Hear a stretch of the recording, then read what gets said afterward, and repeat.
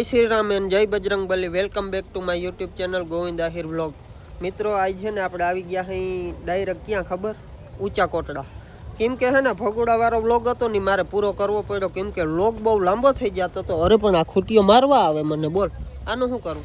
જો મિત્રો એમાં એવું હતું, એ વ્લોગ બહુ લાંબો થઈ જતો હતો એટલે હું કોઈ વ્લોગ પૂરો કરી દઉં અને હે ને આપણે એક બીજો વ્લોગ ચાલુ કરી દઈએ, કેમ કે પછી હે ને મજા ના આવે બધાને વ્લોગ જોવાની. એટલે આપણે હે ને બીજો વ્લોગ ચાલુ કરી દીધો છે અને આ વ્લોગમાં આપણે ફૂલ મોજ કરવાની છે. તો બન્યા રહેજો વ્લોગમાં. અને આ છે ને આ વ્લોગમાં તો તમને હે ને મોજ ના કરાવું તો બસ થઈ રહ્યું. તો આપણે ઊંચા કોટડા છે ને માતાજીના દર્શન કરવા આવી ગયા છે અને તમને હું દર્શન કરાવી દઉં, કરી લેજો દર્શન. ચામુંડા માતાજી છે ને, અરે યાર કેમ કે અમે છે ને એકવાર આવ્યા આટલી ઉંમરમાં, એટલે એમ થાય કે મિત્રો ચામુંડા માતાજીનું મંદિર છે ને, બધા દર્શન કરી લેજો. અને આમ જો આ એનો હાવજ, બધા દર્શન કરી લેજો. આ એનું માતાજીનું છે ને શું કહે વાહન છે અને આ માતાજીનું મંદિર છે, તો બધા દર્શન કરી લેજો. મેં તમને દર્શન કરાવી દીધા અને વ્લોગમાં બન્યા રહેજો. આપણે ફૂલ મજા કરવાની છે ભાઈ. માતાજીના દર્શન થઈ ગયા, બસ મજા આવી ગઈ એમ. ખરેખર ઊંચા કોટડાવાળી માં અહીંયા હું છે ને જિંદગીમાં પહેલી વાર આવ્યો ભાઈ, કોઈ દી નથી આવ્યો.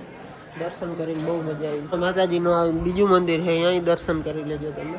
અને આમ જો આ ત્રિશુલ છે માતાજીને, ત્રિશુલના દર્શન કરી લેજો બધા. જો તમે માતાજીનું ત્રિશુલ છે, ચામુંડા માતાજીનું મંદિર છે ઊંચા કોટડા. લગભગ તમારામાંથી કોઈને કોઈ તો આવ્યું જ હશે, પણ હું છે ને પહેલી વાર આવ્યો ભાઈ. એટલે મને છે ને આમ ખરેખર મજા આવી ગઈ.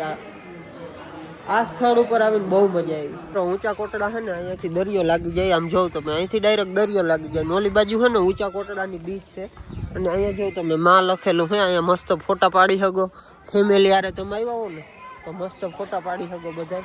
અને બહુ સારામાં સારું સ્થળ છે ભાઈ. હું પહેલી વાર આ સ્થળ ઉપર આવ્યો પણ ખરેખર મજા આવી ગઈ ભાઈ. અને માર્કેટ તો આમ તમે જોવ ને તો હાવ ગાંડી, કેમ કે અહીંયા તમારે જે વસ્તુ લેવી હોય ને મળી જાય. માર્કેટમાં છે ને કોઈ પણ વસ્તુ એમ હોય, તમારે છે ને ઇમિટેશનની લેવી હોય કે પછી કોઈ પણ રમકડા લેવા હોય તો બધું મળી જાય અહીંયા. જોઉં તમે મંદિરની બાજુમાં છે ને કાલકા માતાજીની મોટી મૂર્તિ છે, જોઈ લો કેમ છે બાકી મસ્ત. આ મંદિરની શોભા વધારે ભાઈ. વાહ ભાઈ વાહ. દર્શન કરી લ્યો માતાજીને તમે. ઇમિટેશન વસ્તુના જે શોખીન હોય ને એને ખરીદી કરવી હોય ને તો ઊંચા કોટડા આમ જોઉં તમે કેટલી બધી દુકાનો છે, બધી ઇમિટેશન દુકાનો. અહીંથી છે લગભગ કિલોમીટરનું અંતર છે, કિલોમીટરની અંદર છે ને બધી ઇમિટેશનની દુકાનો. એટલે તમારે જે વસ્તુ જોતી હોય ને અહીંથી મળી જાય. એટલે એ છે ને બહુ મજા આવે ખરીદી કરવાની. તો મિત્રો હવે આપણે છે ને ઊંચા કોટડાથી ડાયરેક્ટ નીકળી જવું છે ઘરે. એટલે હવે છે ને કઈ બાજુથી જાય, પોરબંદર બાજુથી, રાજકોટ બાજુથી કે પછી જેતપુર બાજુથી. એટલે હવે આપણે નીકળવાનું છે. હવે જોઈ કઈ બાજુથી જાય. એ બાજુથી ઢોકળું થાય ત્યાંથી આપણે નીકળશું. અને જો તમે અહીંની માર્કેટ જો ધમધમે ફૂલે ફૂલો ભાઈ, એકદમ ધમધમે. એટલે એવું છે ભાઈ, વ્લોગમાં બન્યા રહેજો. હજી હું તમને આગળ બધું દેખાડતો જાય કેવું છે, શું છે, કામ છે. મજા કરતા જાશું ભાઈ, બીજું શું હોય. મિત્રો હવે છે ને આપણે ઊંચા કોટડાથી નીકળવાનું છે ફાઇનલ. એટલે આપણે છે ને લઈ લીધા પોટા. તમે કહો પોટા શું લીધા ભાઈ? પોટા તો આપણે ઘેરે થાય, પણ ભાઈ એવું નથી. છોકરો છે ને એ દેખી ગયો મારો, એટલે વાત કરે છે તો હું હવે લઈ દઉં. ખાવાની વસ્તુ છે ને ભાઈ, રમકડાનો વાત કરે તો હાલો જ બગાવીએ લઈ. ખાવાની વસ્તુ છે તો હું લઈ દઉં તો લઈ લીધા. પણ 20 રૂપિયાનો એક ભાઈ, મૂંઘા એટલે કેવા પડે ખરેખર. જે હોય ભાઈ છે સારી વસ્તુ એમ ખાધા જેવી. ભલે હાલો મળ્યા આગળ. મિત્રો વચ્ચે છે ને હોટેલે જમવા ઉભા રહ્યા હતા પણ વ્લોગ બનાવતા જ ભૂલી ગયો. હવે યાદ આવ્યું, આપણી ગાડીમાં બેઠો ને તો વ્લોગ તો બનાવવાનો હતો. ભાઈલા રાખે બીજું શું.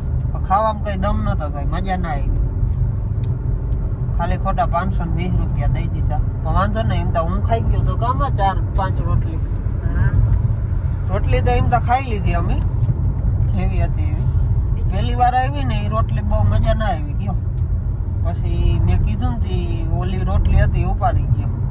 અને બીજી છે ને ગરમા ગરમ દઈ ગઈ, એ સારી હતી. મિત્રો છે ને માની લેવાનું કે 50-60 કિલોમીટર જંગલ કાપી અને હવે છે ને ધોરાજી હાઈવે ચડ્યા. અને તમે ખાલી ધોરાજી હાઈવેનો નજારો જોઈ લ્યો કેમ છે. હું છે ને વ્લોગ બનાવવાનું જ ભૂલી ગયો તો, મને આગળ યાદ આવી ગયું કે હાલો બનાવી નાખો. ચાલુ છે આપણો વ્લોગ. હું કહું એ તો યાદ જ નહોતું. તો આપણે છે ને ઉપલેટાથી થોડાક જ દૂર હોય, લગભગ 12 કિલોમીટર હોય. તો આપણે છે ને આ ભાઈની ચા પી લઈ.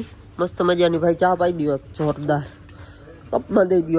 હાલો ને ચા પી લઈ એટલે શું ઓલી નીંદર જીરીક આવતી હોય ને આ તે કઈ જોલો બોલો તો એ કઈ આવે નહીં અને ઘાય ઘા પૂગી જાય, બીજું કઈ નહીં. બરાબર ને ભાઈ?